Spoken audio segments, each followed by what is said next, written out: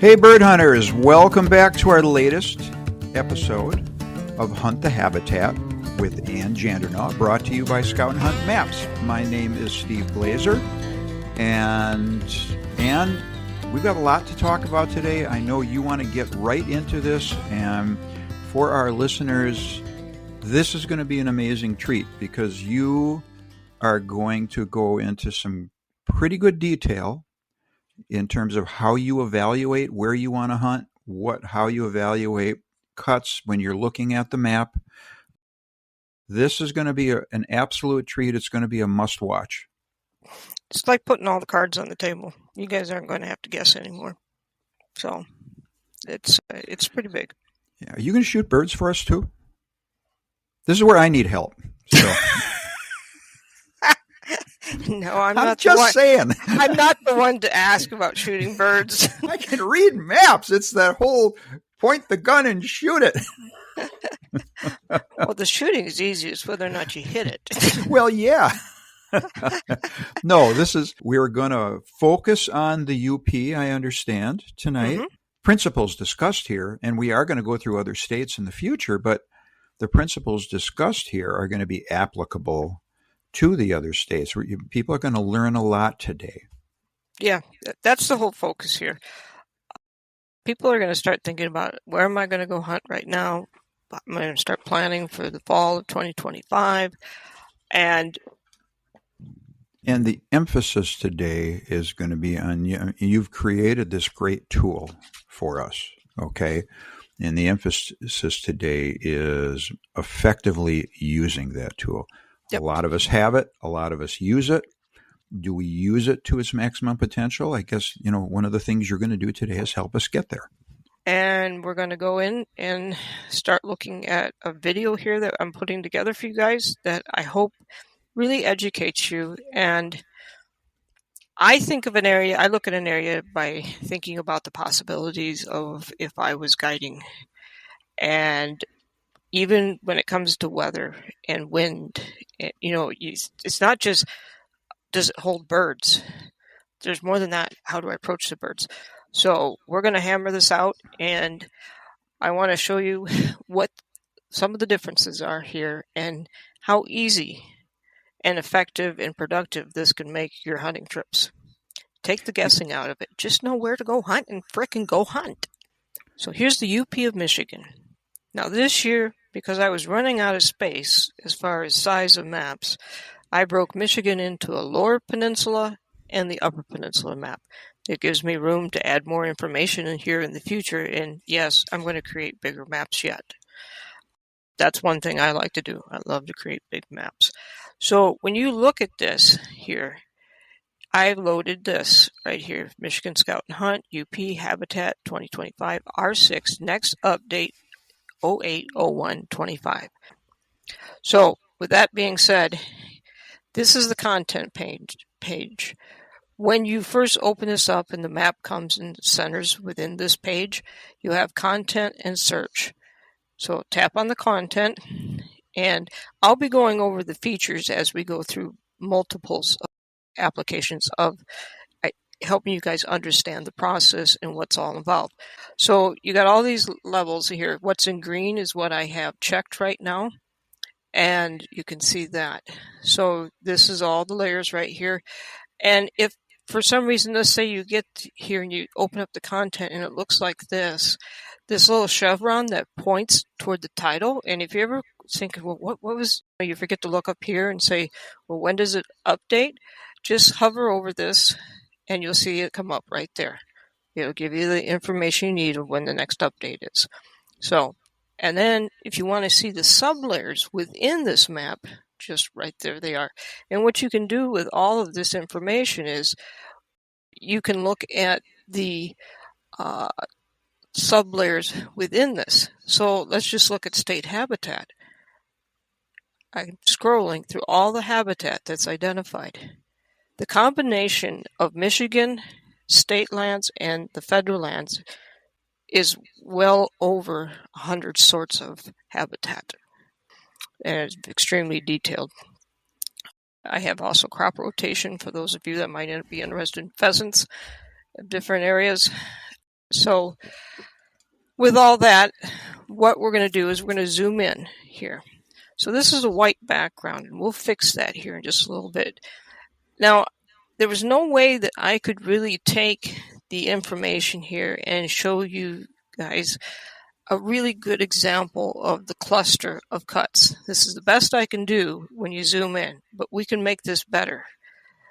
Okay, so this first layer disappears and it goes to white. Well, yeah, you see the red, you see the blue, but I'm telling you right now, you're not seeing it all. There's Drummond over there, right here, going all the way to the central and all the way over to the Ottawa. Yeah, it's hard to know what you're looking at. Yep. You're about to change that. Yep, I'm going to change it big time, and I'm going to show you a couple of things here. So you tap on the base map, you tap the world imagery, tap that. It'll ask you about the coordinate, just say okay, and pop. There you are. And if you want to, just bring in the borders of the counties. So this is what you've got. Now, whether you have the counties on or not, you can see the clusters. I was telling Steve the other time we looked at this, I said, I can remember waiting for these cuts to become ready. And I've talked before in the podcast of how some of the better cuts over here aren't very far from farmland, right in here. And you see the farmland here, and here's starts the Ottawa. Farmland is a commentary on the quality of the soil, is what you told us in the past. Yep, it is. And so that's, this is back when, fortunately, not the state, but when the federal did a lot more cutting because they weren't getting everything tied up in the courts. But yeah, everyone was coming into these cuts right here off of this main highway here. And I had found a way to sneak in and come up back. And I came up in here, and some guys were like, how in the hell did you get here? I had 3 dogs with me, and I just pop up out of nowhere. So my idea was, okay, this drainage here can be a little bit deep, and depending on how much water's going on, I mean, some of these in here are really deep drainages, and you can't even cross them. So my idea was, okay, I'll do a loop up in here, and then hit this to go across right here to come into this. And I met him over in here. And then I was turning around and I was going back. And it's like, where'd she come from? And one guy says, I think I know her. I'm like, get me out of here. I'm going to get into the woods. It was just sort of funny and everything. And then I just disappeared off into a bunch of balsam fir.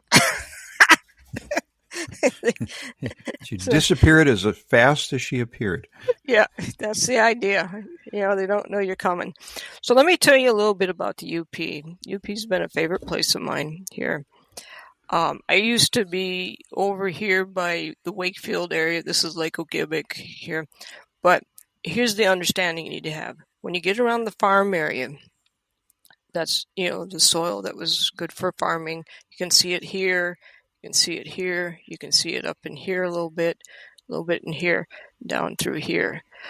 These are main maple areas, huge areas. Maples down here, less cuts, and then it just goes. And then up in the Keweenaw, you're going to see cuts and stuff. And I think I missed one here. Commercial. This is the one. Yep. There's commercial forest land cuts. I also do the commercial forest land cuts. So these are commercial forest land cuts mainly up here that you can look at. But I'm going to tell you, it's predominantly sugar maple cuts up there. Predominantly sugar maple cuts here. Predominantly sugar maple cuts all around here. And up in here until you get closer to the farm areas. And then you get down in here. This gets sandy over by the Ontonagon River. And you pick up some decent cuts in here, and you pick up decent cuts here south of Bruce's Crossing. And then as you go east, you start picking up more aspen. And then if you guys know it, over in Sagola, there's an aspen plant. The last time I knew it was LP, but it's probably something else by now. So there's just a few cuts in there. And you get down around the crop area, and you get less of it. And then go over here, you got patches of it. And so I don't know how much more you need, to be told where the cuts are at. It's pretty doggone simple. You got state, you got federal, and you got commercial forest land. And looking at it in this scale gives you a sense for, how many cuts are in a given part of the state. Oh, yeah. This is really an incredible way to look at it. And the first time I came back up from down by New Buffalo, Bridgman, Michigan. I had gone to school up here at Michigan Tech for forestry, and I usually did a lot of my hunting down here. And actually, the first grouse, I didn't know any different back then. It was up here. I was on Mount Bohemia, and I shot my first grouse up there. And then when I was in Wakefield, I ran all around through here, a lot of times grouse hunting. And then in lawns, and sometimes I'd get up in here and swing over in this way. But long story short is that when I came back, there had been a gap of years, and so I got back and places that I hunted were gone. They were old now. It ruined a hunt. I was actually ticked off. I can remember the drive back across the bridge was not a pleasant one, and it was a good thing I was by myself because I only had myself to blame. But I said that's the last time I'm going to have my vacation ruined. So obviously, scout and hunt wasn't very far after that. So this right here, so many times, you beeline it up here and you got to drop the dogs. I typically drop them in cuts and run them for a little bit and then get back in the truck and go so far. And then next time to drop them and get them out and find another place and I run them again. And I'll have 3 runs in, basically before the evening, so it didn't take long. But you don't have to guess where it's at. It's right in front of you, So we're going to dive in here, and I'm going to put the county thing back on right here, and we're going to dive into this here. And what I want to show you is, you'll see how these cuts border the imagery and how they are basically in a, you look at them and you say, well, heck, here's the cuts. And this is state land right here. So what I'm going to do is just turn them off. Okay.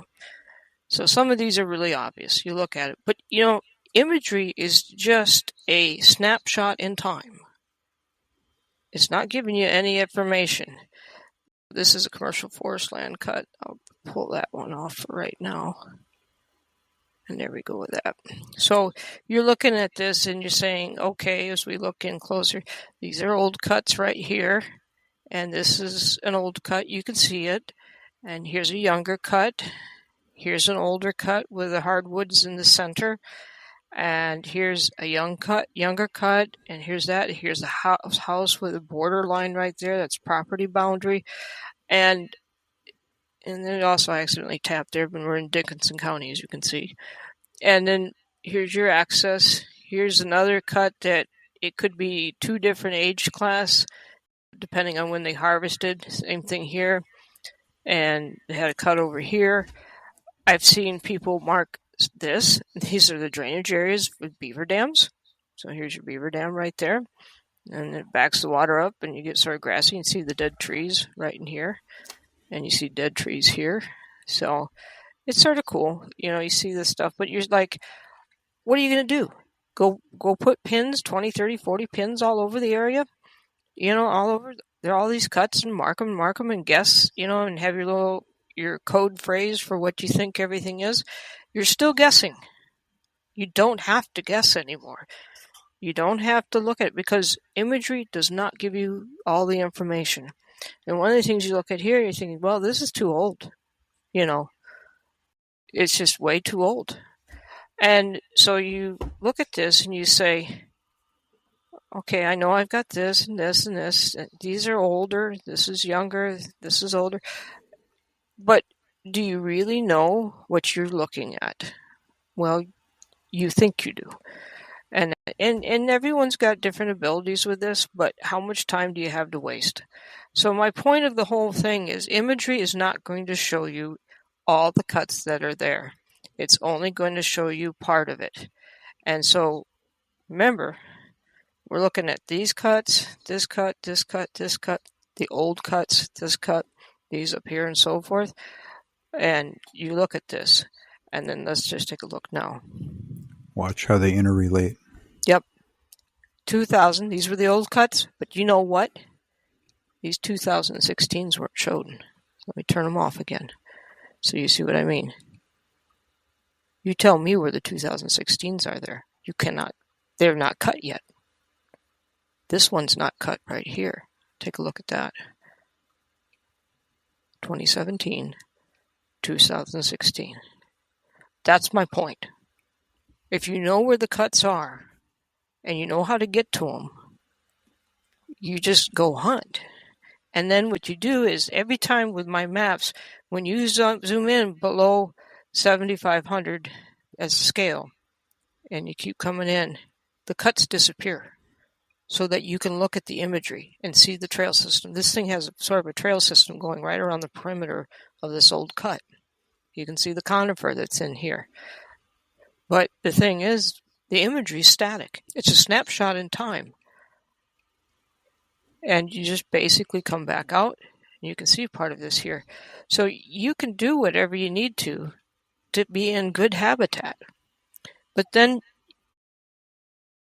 you're only as good as your imagery is. So what are you missing? You're missing cuts right here. Cuts that you wouldn't have known were there. And you'll be down here hunting, and you're thinking this is, maybe not quite a 2007. Maybe it's, like 2010 or whatever. As the cut gets older, 3 years is a big, big swing in making decisions on cuts.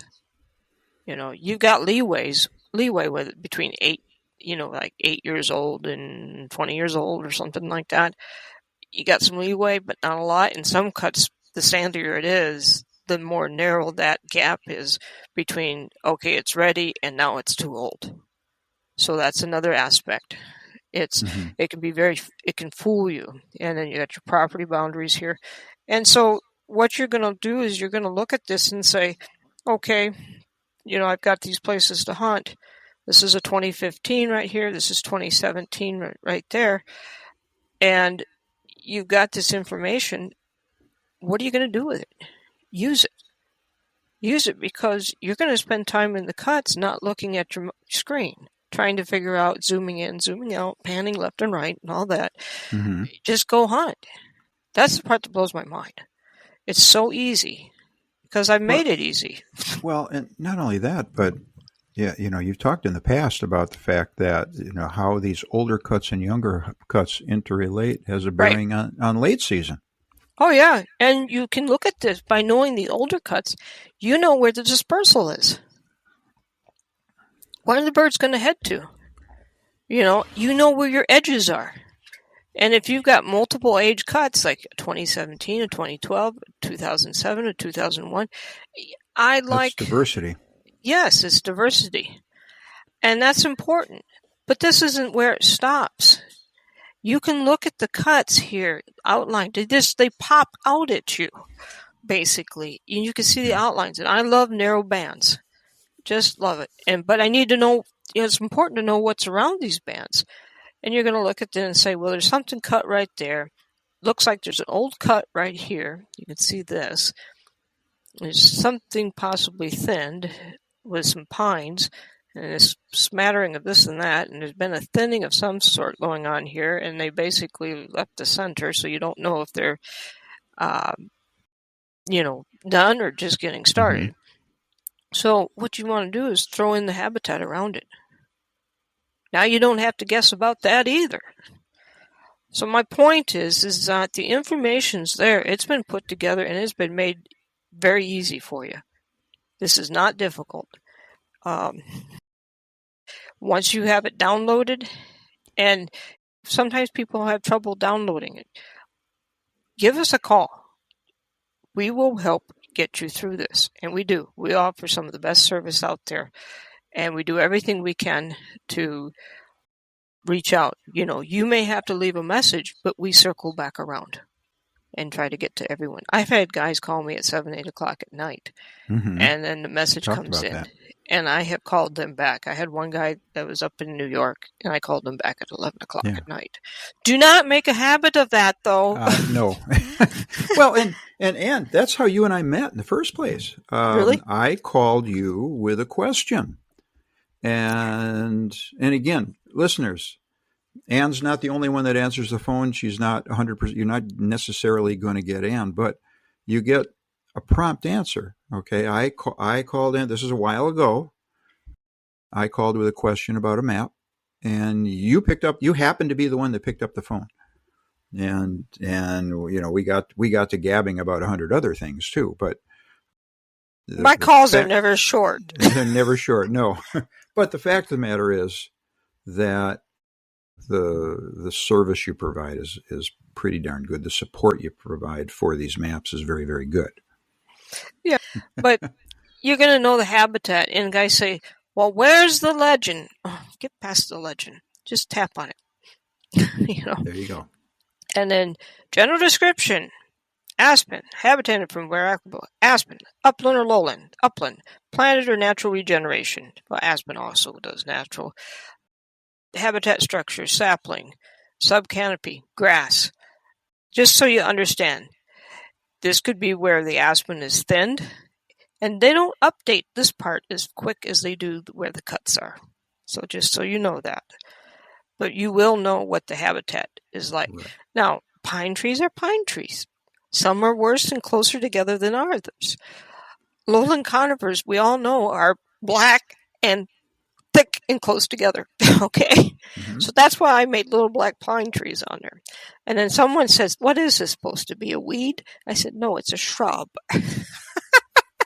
So that's your lowland brush area, AK, But all you have tag to do alder. is click it. All you got to do is click point. it. And it flashes cedar. Oh, wouldn't they love to escape there? There's cedar swamp. Yeah, and so you've got the information. And one guy says, well, you've left a lot of gaps. And I said, that's on purpose. It is? I said, yeah, why map what doesn't have the habitat that you're looking for? It would bloat the map quite a bit. So there's that. So, and then red is for red pine. And a lot of times you'll see red pine planted almost in, 40s or 80 acre sections and that. But, you can look here. Now, this is an interesting one. So we got a strip of aspen right here. Look at this. We've got 2015. We've got cedar. We've got tag alders here. We got a dense black spruce swamp. We got 2007. This is neat. I love this type of stuff. Little narrow points going off that you can look at. And someone says, well, what about the transportation? Let's throw some transportation in here. And let's throw that in here. And let's throw that in here. So, you should be able to find this.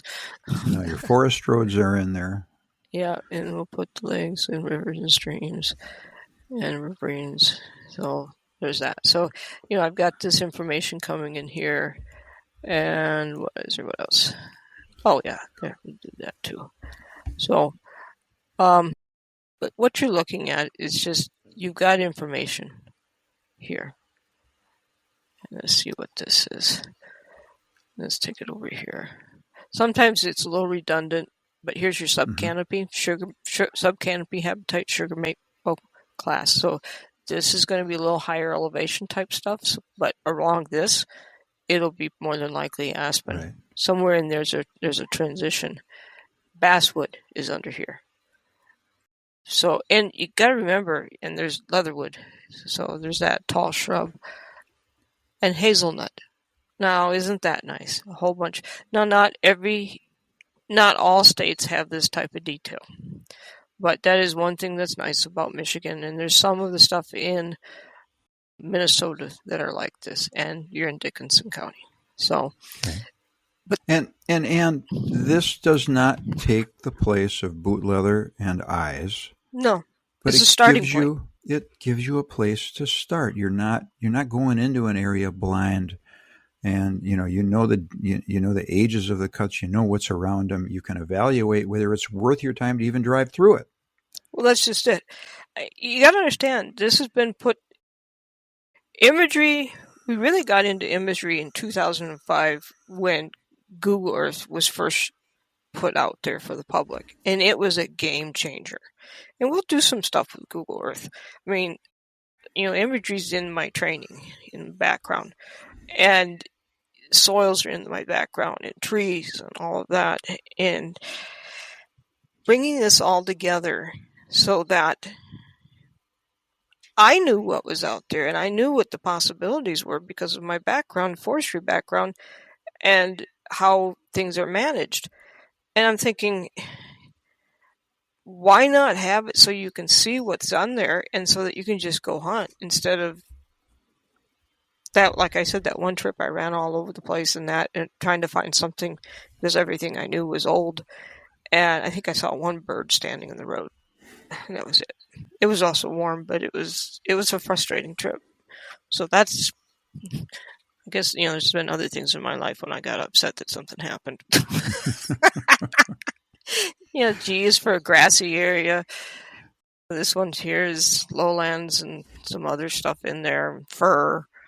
And this is a lowland marsh area. And then you can see the boundary here. But then, what you also get into is you're going to bring in, I'm going to bring this in here.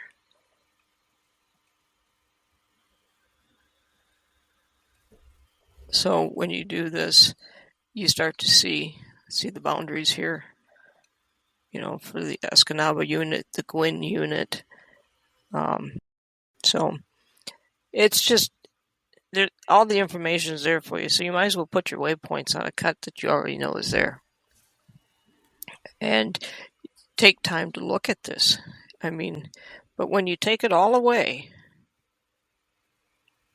and all you're looking at is, let me find it here, commercial forest land.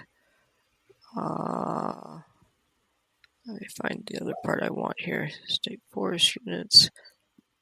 When you look at this, yeah, you're seeing cuts here, but you're missing out on where the habitat is. Yeah. Although, one of the things that, when we talked about this earlier, you said is that your maps and the ability to put the habitat in, take the habitat out, is going to make you better at reading aerial imagery. Absolutely. So there you are. You've got the public land. The dots are over the top of it. So you know where the cut's within it. You can see how it fits right up into here, just like a cookie cutter. And then you bring in your habitat. And you've got everything that you need to make decisions. And that, to me, is what's cool. When I look at this, and I'm just going to pull some of this layers off, but you got to manipulate the layers some. And I say that because unless you manipulate the layers, it can be almost overwhelming. And I don't want it to be that way for you, but you need to understand that sometimes you just got to do some turning stuff on. This is right. About planning. Yeah. And we'll eventually show you how to do the same thing with the phone. But I'm sitting here thinking, cripes, what I'd do? I'd be up here in the morning, I'd get myself here, and I'd park my butt right there. Because this is a longer walk for people up into here. And then I'd work myself over into this way. And, there's so many of these places that you can go and look at. Well, look at all those edges. I mean... Yeah, multiple edges. And then when you put the habitat with it, your edges become defined of what it's going to be. Is it a lowland edge? Is it an upland edge? This is a lowland edge. This is the tag alder edge. This is the lowland swamp edge. This is a lowland marsh edge. Same thing right here. What's this one? Lowland spruce fir. So you got your lowland areas. These are cedars right here. And this is aspen. And so my point is, this is the higher ground, except for here. And you get a better idea of where to go. And on this commercial forest land, if I don't find cuts on it, I don't put anything in it. So that's the thing. But I can tell you, if I see something that I'm not sure about, I won't put it in there. If I can't figure out if it's right or not, I can always be wrong, but this I've got to make decisions on as I look at everything. So, and see, look at this, how this comes around here. And everyone's going to have different ages that they like, but the thing is, knowing where the cuts are, number one, knowing what's around the cut, number two, knowing how to get into the cut, and knowing what's around it, you can plan. Mm-hmm. Yeah, and as you started out, the very beginning of this conversation, when you pan out and you look at the state holistically, you can get a sense for what part of the state you want to be in.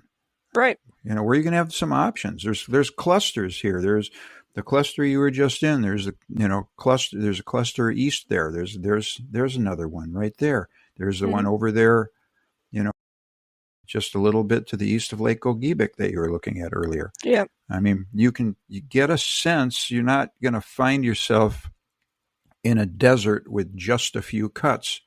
You can put yourself in an area of a state where you have lots of options. You know where you want to avoid things. True. It gives you the opportunity of what to avoid. Yeah. And you actually, and I know there's more cuts here, so let me see if I can bring those buggers back in. There you are. There you go. Yep. But, let's see. So there's that. And I think I got to bring in the commercial forest lands. Nope, not that one. There we are. Yeah, and the point you're making here is, what are you doing? You through the use of this drop-down menu, you're customizing your map. What do I want to look at? Oh yeah, I'll get myself in the right place. There we are. There you go. People need to play with this. Yeah, turn it on and off, and if you're like, okay, I want some boundaries, there you are. And then Ann goes and hits something and goes the wrong way. So, okay, I'm somewhere, who knows where. So this is how you deal with that. When you've done something, you pulled a big oops. Go to the top, go to this, tap this, zoom to map. There you go. That's all you got to do. You don't have to freak out that you're over in Africa.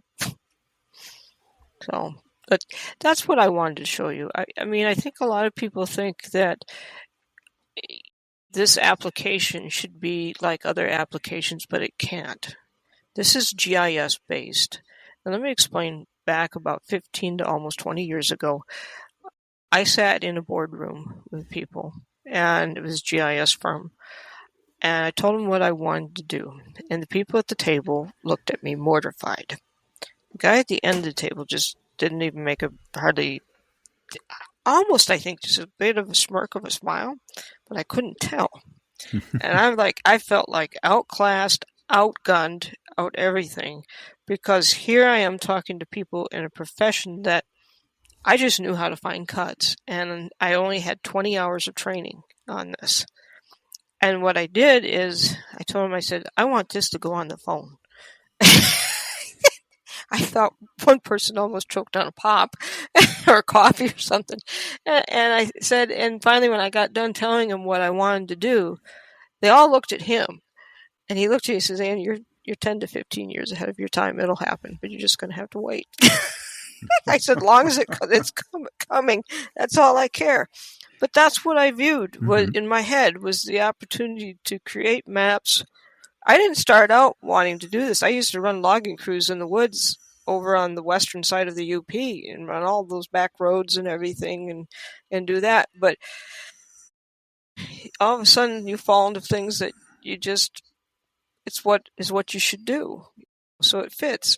But this is just the Upper Peninsula. We'll eventually do the Lower Peninsula for you. We're going to study a lot of these areas. I want you guys to see where the habitat is and see the clusters, and you'll look at this and say, yeah, there's clusters here and there, but life doesn't have to mean you're burning through tank after tank after tank, driving the back roads and not doing much hunting. And the one thing I get back from people or the phone calls is that I've been hunting here 15 years and I didn't know these other cuts were here. And we got into birds. Yeah. And that's I'm happy when I hear that. So I mean, it's a business for me, but it's also something that I know those of us that love upland hunting, it's a passion. It's the wonderful times of watching your dog work. When you get those moments in the woods when the fall leaves are changing, they're starting to clatter to the ground, and and the dog goes on point and the lighting's just perfect and the bird flushes and you miss or hit or whatever. I don't care. But the fact is, it's still something you won't forget. It's etched in your mind. And to me, I see the map as something that gives people the opportunity when life is very fast paced. All of our hours in the day seem to be booked.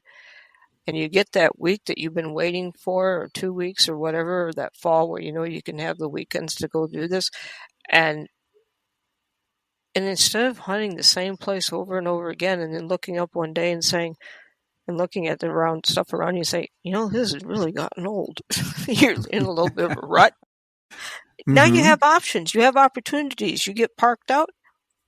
Go find another place. Go find another one. Yeah. And it will happen.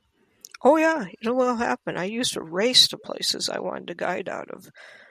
And then I used to have the guys, I'd drive in, I'd have them park so close to my bumpers so they couldn't see, they just would see the out-of-state plate, and I'd have them park close to my bumper so they didn't know it was a guide there in front with a Wisconsin plate. And I've had a lot of fun in the UP. It's pretty much like my second home. My parents are up in here, right up in there. So when I talk about going up to my parents, especially on the blustery winter, it would be up through here, which is pretty brutal. Yeah. But so pretty. Oh, it's gorgeous. No offense to people that are on the east side, but I'm sorry. Hands down, central to west is beautiful. It's gorgeous. It's gorgeous. I get, that's the thing too. You got to understand. You hit about here going over, and yes, you have some high spots of timber, but there's a lot of sand. And I honestly believe at one time these two places connected, between Lake Superior and Lake Michigan. The amount of sand here is just, this is like Jack Pine City all through here, Seney and all those areas. They used to say down, when the gangsters were all down in Chicago, if someone was running away from the law, they wanted a ticket to hell. That ticket to hell was Seney. That's in the history books. Take the train to Seney to get away from everyone if you're on the run. But they also have good snowshoes there. Right. All right, Shingleton next door there. But that's what I wanted to show you today. I wanted you to see this, and we will show you more and more and more about the different ways that you can use this product. That is fantastic, and we're going to do some other podcasts. We're going to be able to catch up on what Ann's doing. You can hear puppies in the background. She's got puppies to talk about, and we're going to talk a little bit about scent introduction with the puppies and all that. We're going to be doing that in the next couple of weeks, but this was important because, again, we're looking at first week of July coming up, and we are all, those of us that aren't fortunate enough to live in the woods, we're doing our planning. They're trying to figure out what we're going to do and where we're going to stay. So this is absolutely topical. And if you guys got questions, please send them in. I try to answer the questions and everything. We'll be catching up here in the near future about what's going on up here. And this was amazing. Was there anything else you wanted to say? Nope. I think this is it for now. All right, and thank you, and to everybody else listening and watching. Always remember, Scout and Hunt Maps, always there for you. We talked about it earlier, with or without cell connection, with or without internet, giving you the information that you need. I think we've demonstrated that today pretty well. And also, as always, remember to hunt the habitat. Thanks, Ann. You're welcome.